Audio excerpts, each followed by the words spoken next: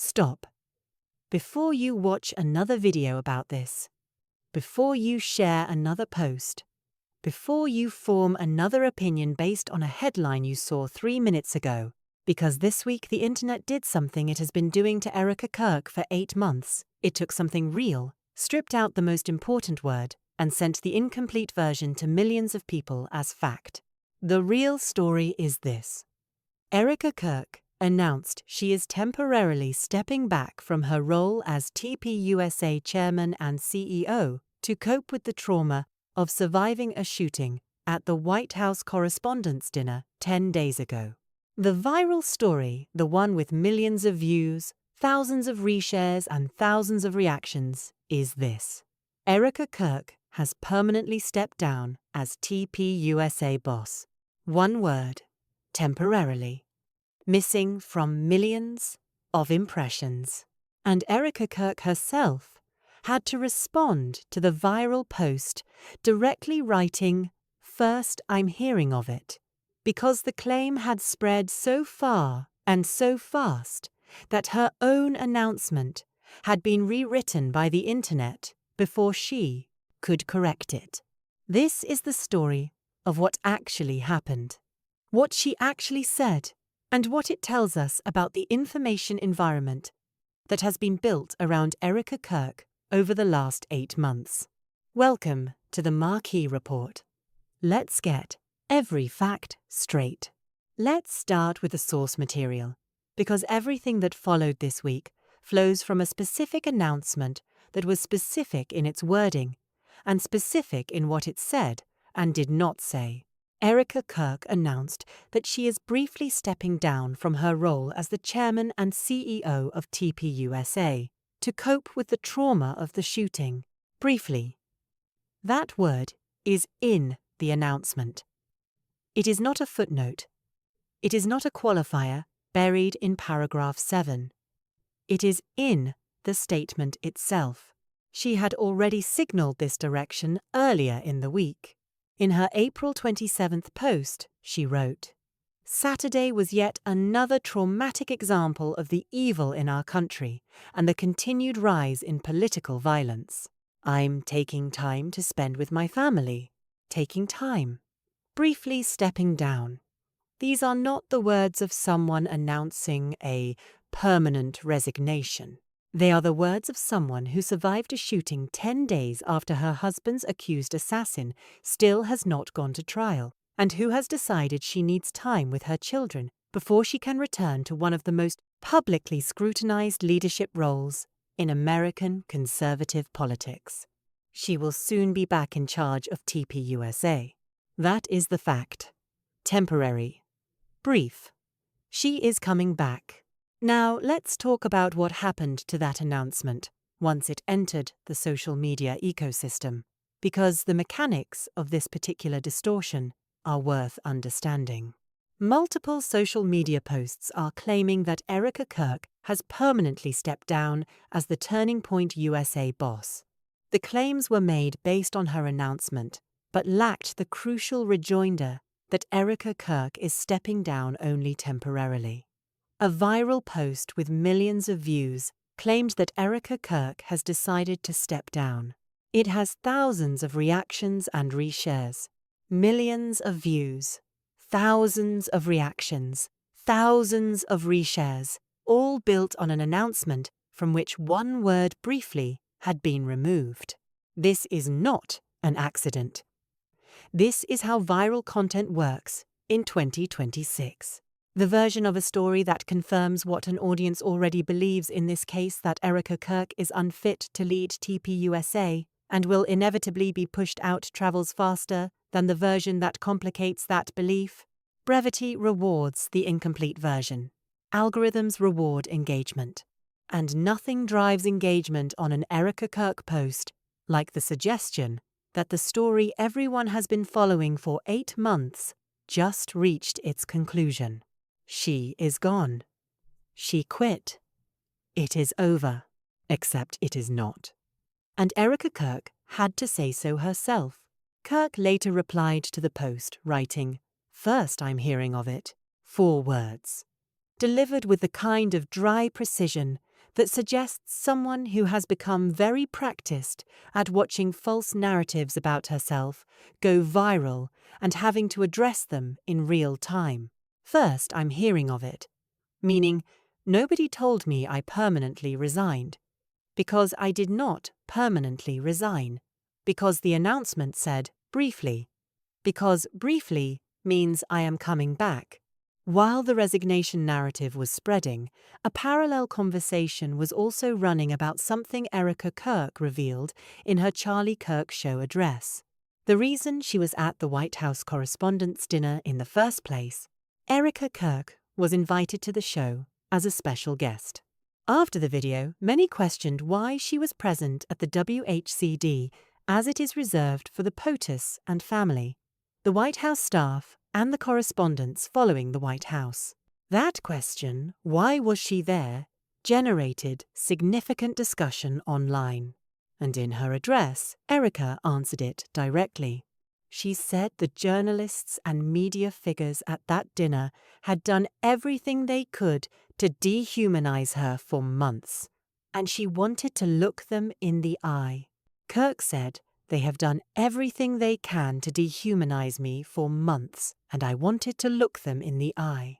She also appeared to take aim at specific figures who have made her the subject of parody and criticism without naming them directly.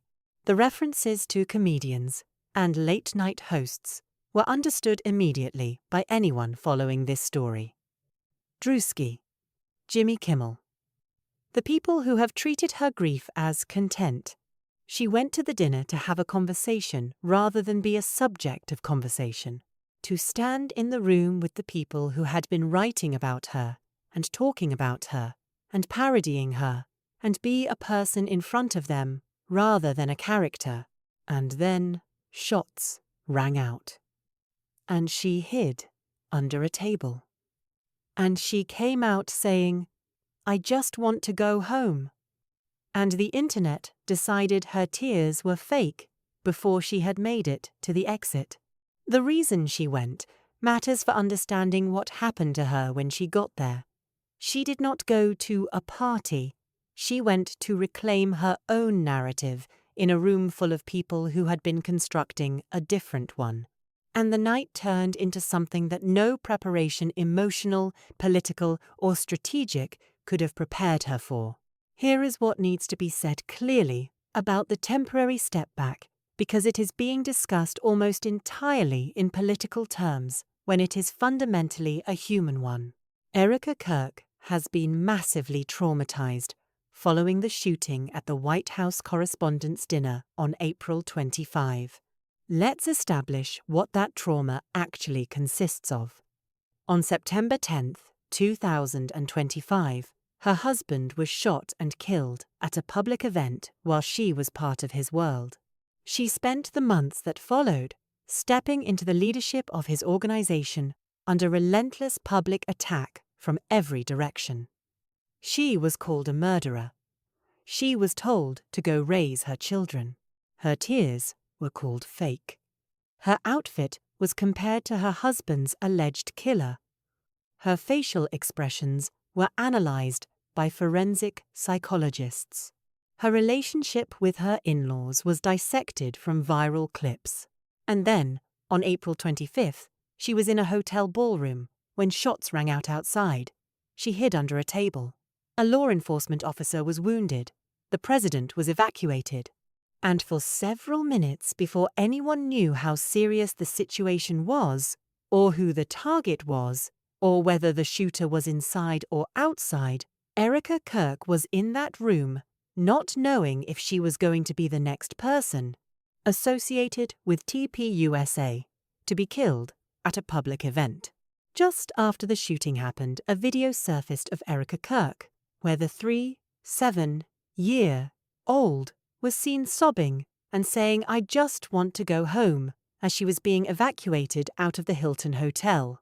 She is briefly stepping back from one of the most publicly attacked leadership positions in America. 10 days after a shooting. 7 months after her husband's assassination. while raising 2 children alone. The word briefly, in that announcement, is not a political calculation. It is the word of a human being who needs time. And the internet removed it anyway, because this week apparently needed one more completely unsubstantiated viral claim. A separate rumor also began circulating alongside the resignation story. Viral claims emerged suggesting Erika Kirk was dating Fox News host Lawrence Jones following the WHCD event. These claims were debunked. There is no evidence supporting them. They appear to have originated from the fact that Lawrence Jones was seen offering comfort to Erika at the WHCD in the aftermath of the shooting, which was captured on camera and immediately became material for speculation. A man comforting a crying woman at a shooting became evidence of a romantic relationship in the current Erika Kirk information environment, 8 months after her husband was killed. The speed with which that rumor traveled, and the number of people who encountered it as something worth discussing, tells you everything about the appetite that exists for any story involving Erika Kirk that has even a hint controversy attached to it. It was false. It was debunked.